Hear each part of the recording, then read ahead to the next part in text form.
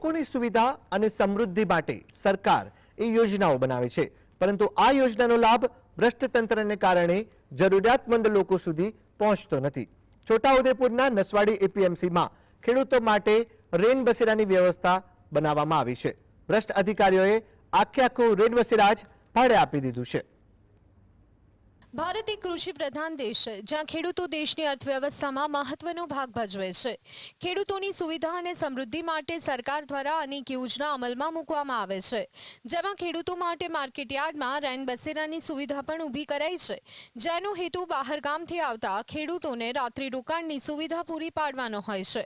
પરંતુ નસવાડીમાં એપીએમસીના સત્તાધીશો તેમાં પણ કટકી કરી રહ્યા છે। નસવાડીમાં ખેડૂતો માટે જે રેન બસેરા ઊભા કરાયા છે, તેમાં ખાનગી તબીબને માટે રૂમ આપી દેવાયો છે। અરે અમને કોઈ ખેડૂતનું એ નથી, અમને કોઈ ઓપ્શન નથી, તો એટલે પડી રહ્યું હતું એટલે આપેલું છે અમને 2 દિવસ એમ ખાલી। એટલે કોઈ બી રહી શકે આવીને એવું નથી। હવે રેમનગરથી આપેલું છે ખાલી આ ડોક્ટરને 2 દિવસ રહેવાનું। આખો ઘર વસવાટ કરેલો છે અંદર? ના ના, એ તો ખાલી ખાલી રાંધવા કરવાનું થોડું છે, બધું કશું નહીં। પલંગ છે, સુવાનું? ના ના, કશું નહીં, એ તો માર્કેટનું છે બધું ફર્નિચર। એટલે કોઈને આપી શકાય એવું ફર્નિચર માર્કેટનું છે બધું એમ। રેન બસેરામાં આપી શકાય? નથી આપી શકાતું, પણ અમે ને એમની માટે આપેલું છે કે અહીં એ લોકો અહીં દવાખાનું છે ને એમનું, એટલે અહીં રહે છે। દવાખાનું તો ભાડે આપેલું છે, પછી કઈ રીતના રેન બસેરા આપ્યું? અરે એ રેસિડેન્સી માટે 2 દિવસ રહે છે ખાલી, બસ, બીજું કશું નથી। અહીં સરકારી રેન બસેરાને ડોક્ટરે પોતાનું ઘર બનાવી નાખ્યું છે। ડોક્ટરે વોશિંગ મશીનથી માંડી ઘર વખરીનું તમામ સામાન અહીં વસાવી લીધો છે, જે દર્શાવે છે કે આ રૂમનો ઉપયોગ લાંબા સમયથી થઈ રહ્યો છે। 4 દિવસનું કહી અને આપવામાં આવેલા રૂમમાં આટલો સામાન કેવી રીતે મુકાયો તે પણ તપાસનો વિષય છે। બીજો એક રેન બસેરા છે, તેને તાળું મારી દેવાયું છે।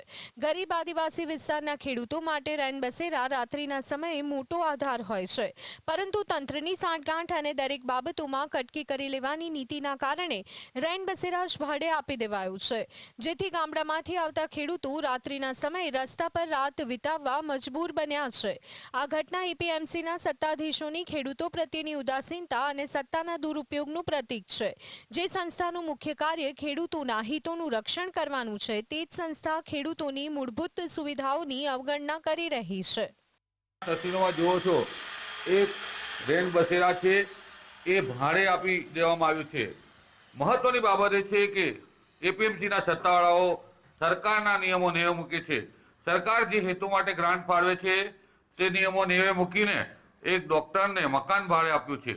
રેન બસેરામાં ખેડૂતોને રહેવા માટેની વ્યવસ્થા કરવા માટે સરકારે ગ્રાન્ટ ફાળવી, પરંતુ તેમાં પણ આવકનું સાધન શોધી નાખ્યું। એટલી હદે નસવાડી એપીએમસીનો વહીવટ કથળી ગયો છે। રફીક ધણીવાલા, GSTV, છોટાઉદેપુર।